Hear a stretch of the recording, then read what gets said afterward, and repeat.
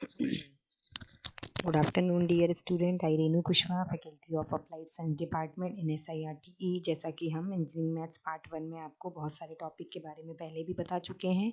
आज का हमारा टॉपिक का नेम है इंटीग्रेशन बाय पार्ट्स। जब आपने इंटीग्रेशन के बेसिक को पढ़ा था तो उसके बाद आपको इंटीग्रेशन बाय पार्ट्स भी निकालने को आएगा। तो ये बहुत ही IMP टॉपिक है। अगर आपको इंटीग्रेशन को बहुत अच्छे से सॉल्व करना है तो इंटीग्रेशन बाय पार्ट्स का फॉर्मूला आपको हेल्प करता है। तो इसके बेसिक जानेंगे, इसकी प्रॉपर्टीज़ क्या है, किस तरीके से ये अदर कोर ब्रांचेस में अप्लाई होता है, इसकी एप्लीकेशंस क्या हैं। तो हम आज के लेक्चर में इन सब के बारे में आपको बताएंगे। तो हम स्टार्ट करते हैं। तो आज का टॉपिक का नेम है इंटीग्रेशन बाय पार्ट। सबसे पहले टेक्निक्स ऑफ इंटीग्रेशंस क्या है। तो ये कुछ बेसिक फॉर्मूले हैं जिनको आपको याद रखना है। जब भी आप इंटीग्रेशंस की क्वेश्चन सॉल्व करें तो आपको ये फॉर्मूले हेल्प करेंगे।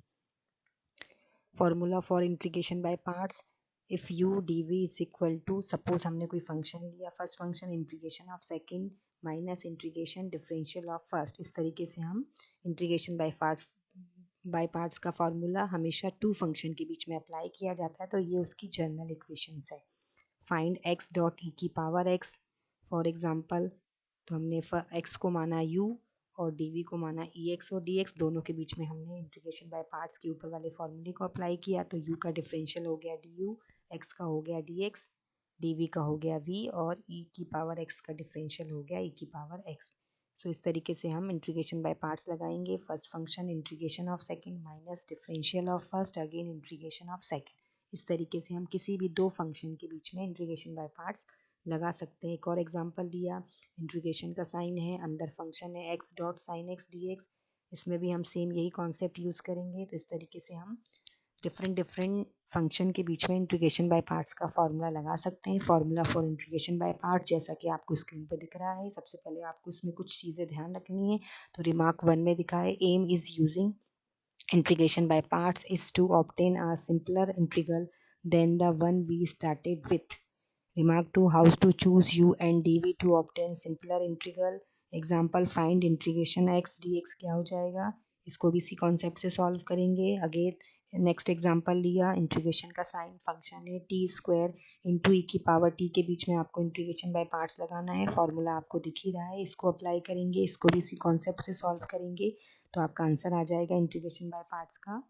First function integration of second minus differential of first again integration of second. This is a general formula of integration by parts। ये उसका फाइनल आंसर आ गया, किसका, टी स्क्वायर डॉट ई की पावर टी डी टी का integration by parts का answer.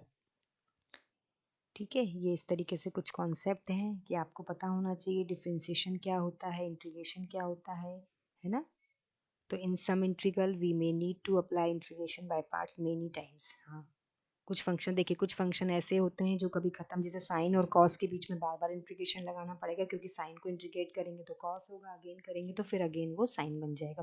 तो ये इसकी कुछ बेसिक प्रॉपर्टीज, कुछ इंपॉर्टेंट कंडीशन है जिनको आपको याद रखनी है। Formula for integration by parts, इस तरीके से हम, और हमने एक और एग्जांपल लिया है, इंटीग्रेशन का साइन ई की power x into sine x और डी एक्स। इसको भी इसी मेथड से करेंगे, ये उसकी कंडीशन है।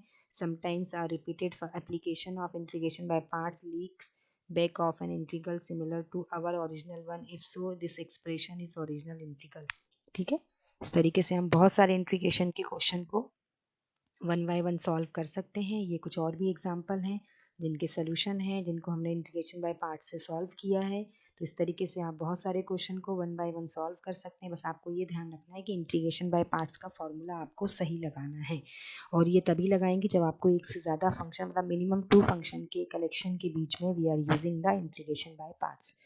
सपोज फॉर एग्जांपल 10 की power n x d x, इसको भी हम बाय पार्ट्स के थ्रू सॉल्व करेंगे। तो इस तरीके से बनेगा, इसको बोलते हैं रिडक्शन फार्मूला, है ना। इस तरीके से आप कर सकते हैं। इसको बोलते हैं पार्टीशन करना, कि अगर 10 की पावर 5 है तो हम 10 की पावर 5 को डायरेक्ट तो इंटीग्रेट करेंगे नहीं, इसके टू पार्ट करेंगे।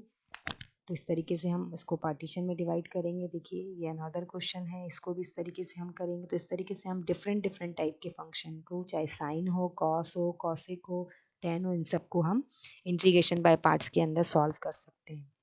ये कुछ कंडीशंस हैं जिनको आपको याद रखना है जब भी आप इंटीग्रेशन बाय पार्ट्स का फॉर्मूला लगाएं। तो ये सारी कुछ प्रॉपर्टीज़ हैं जिनको आपको रखना है माइंड में, ताकि जब भी आप कोई क्वेश्चन सॉल्व करें तो आप आसानी से उसको कर सकें। ये और फार्मूले हैं, ठीक है। कुछ एग्जाम्पल्स हैं, इम्पोर्टेंट्स नोटेशंस हैं जिनको आपको याद रखना है।